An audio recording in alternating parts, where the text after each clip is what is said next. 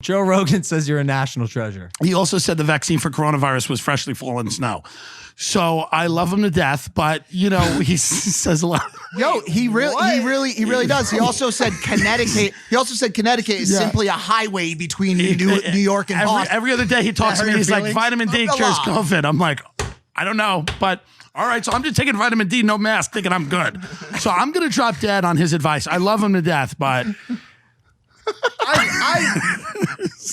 there's something about conviction. Even if you know that someone is so wrong, or you can respect their beliefs in what they're saying. Sometimes he'll have like a doctor on his show, and then the beginning of the thing, she goes, "No, I'm not a doctor," and then she'll just go, like she'll just still go. She goes, "Now listen, I'm not a doctor, but here's 3 hours of my advice," and you go, "Okay, this seems reasonable." But he's always been about that.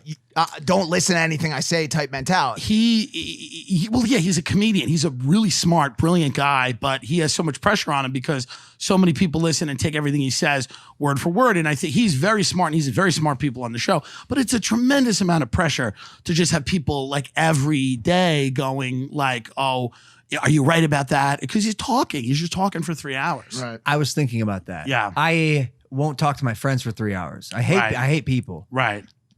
Is he? It's not true. I hate people. We I always love people, but also like fuck off. The fans yell at us all the time because around the 1 hour and 5 minute mark, he always says, "How long we been rolling?" And he turns to the team, one at 110, 120. And I always say to him, like, "Listen, I could do this right now, free, paycheck free for the next 6 hours, and it would be the best time of my fucking life." Right. Some people just love. Well, you're like me. It. Here's what Mike does. Mike will ask someone a question and then answer it for them. Because Mike is me in the sense that we're really only ever having a conversation with ourselves. We're never really, like, no one else is ever in the room. And it's just us saying what we want to do. And it's just like, thanks for being here. But no matter what you say, it's doesn't immaterial. matter. It doesn't matter. I've got a agenda, a list of points I want to just work through in my own head. And you can eat a Pokeball while I do that, but who cares? That's really what it is. I don't know how he does it. Yeah. I don't know how he does it. Rogan, you're talking about. Yeah, it's hard. And for so long.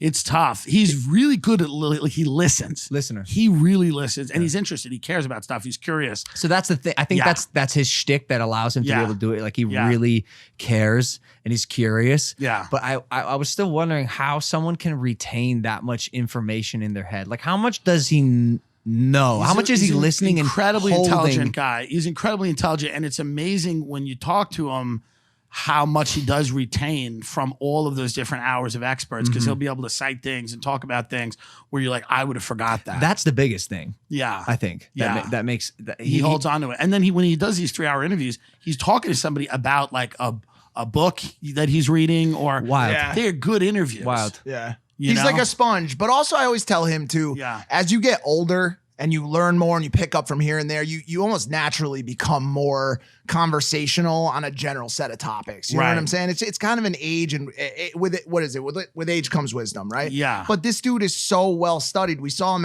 in Hawaii, on vacation at the Four Seasons Resort, and he's always just laying there with the earbuds in, probably listening to an audiobook or a podcast. He's a someone fighter. else. He has that, he has that in his head where he likes he likes to be really good at what he does. Yeah. So he doesn't like to be half-assed at anything. So if he's doing stand-up, he's really good at it.